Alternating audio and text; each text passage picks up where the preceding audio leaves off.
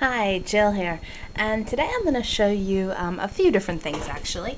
I've had several requests to show the way that I put together the TeePee card that I had made on a previous video.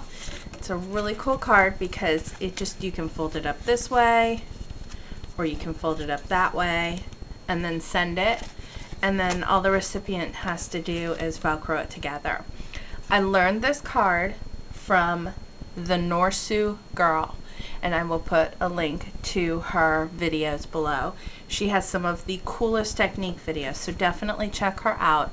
But some people that I know have asked me to do this, and I just want you to know that it is not originally something that I came up with by any means. So it's a really simple card. Looks a lot more complicated than it is. All it is 3 sheets of cardstock cut to 6 by 6 inches. Now I cut 3 very different colors so that you can see what I'm doing. This is my Martha Stewart scoreboard, and it has your 1/8 inch markings all throughout the board. Well, a lot of people have mentioned it can get really confusing, and that's why they like the Score Pal.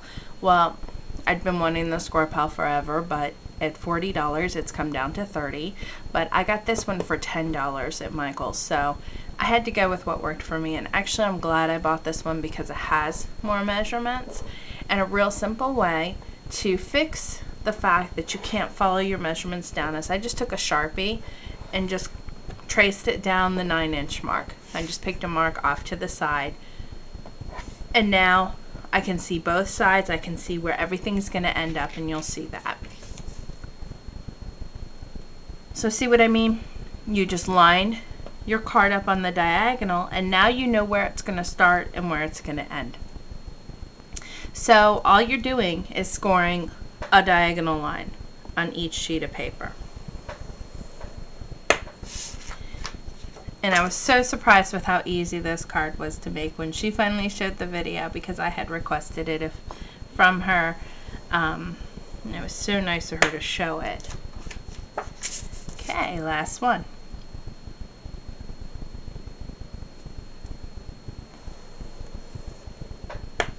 Okay, then I'm going to give these a good full crease. And if you have any imperfections in the way that you scored, you can fix that up. Like this one came out just right, but they don't always come out right. This one looks like it might not. No, it did. But you might get little bits that hang over. Just trim those off. It's not a big deal. Okay, then it is this easy. I just put one of the triangles over top of the other one, and we're going to glue that down. And just remember, you don't want to glue this inside part. So I just hold my finger there, come in with my adhesive. That isn't working, of course. It's because it's on the scoreboard and it's not an even surface, so that makes it act up sometimes. For some reason I just end up leaving it down. I'm going to get one of those score mats because you can use it with the Martha Stewart scoreboard. Okay, then you'll just line it up. Make sure your other piece can close here. Okay, then this one you want overlapping your last one. Okay, and again I just put my finger here, kind of eyeball the area I don't want adhesive. Okay, and then once again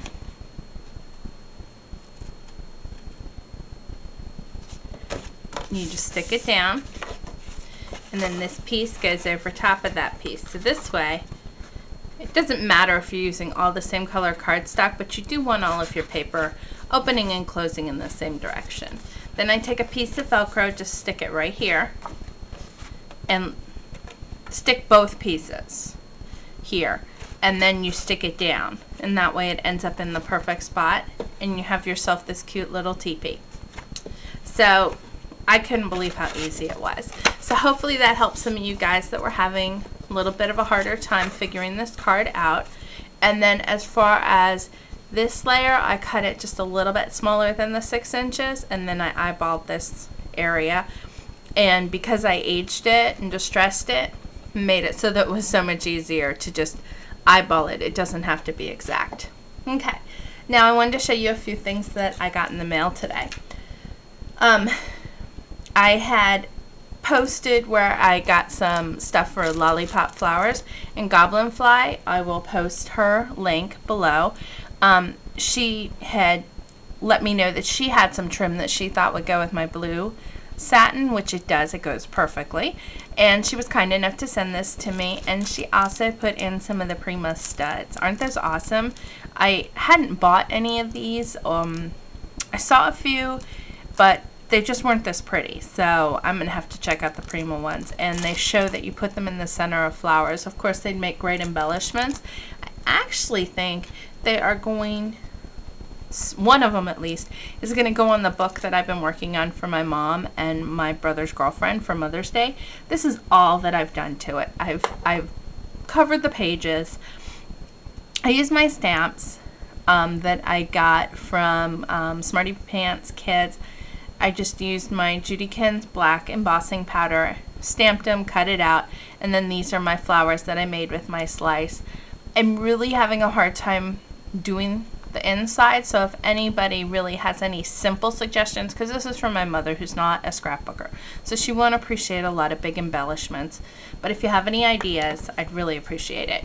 I was thinking about doing this as kind of a little journaling spot and maybe putting it in a pocket along the top, or just sticking it on with some ribbon. But again, I'm at a loss because I want this to be simple, and I'm having a really hard time with simple. I also got some flowers from Mary Ann, and I will put her link below because these are so awesome. These look just like the little Prima roses. It was 50 cents for 12, and I got 4 packs of them. And then the medium and the large, these were 6 for 75 cents, and her shipping is reasonable. She was super fast. I did it through PayPal, and it really was fast, and I love them. I got those today. Lastly, I finished the tag for my Butterfly Kisses 12 swap, which is our lean from May, and that's what I had done the charms for. And this is what I ended up doing. The theme was beach, and the challenge was super dimensional. So I took my little Tim Holtz car and I did it up 7 times. It's not quite finished. I'm going to put a surfboard on here, I think, if I can do one that I like. But I used, the Tim Holtz stamps. This is Posh Impressions Palm Tree and Posh Impressions Sand, and I had these little shells laying around, and it worked out perfectly. And then again, I'm really into my little sliced flowers. And then this is that Martha Stewart punch that I showed you last night. I just love this punch. So that's the tag, and it came together really nicely. And again, these are alcohol inked backgrounds and then just plain old stamped and distressed. And so far I've just put some paper from the Ancestry.com collection on the back. So that's what I have to share today. And again, thanks for stopping by. Thanks for all the great comments. I really appreciate them. Have a great day.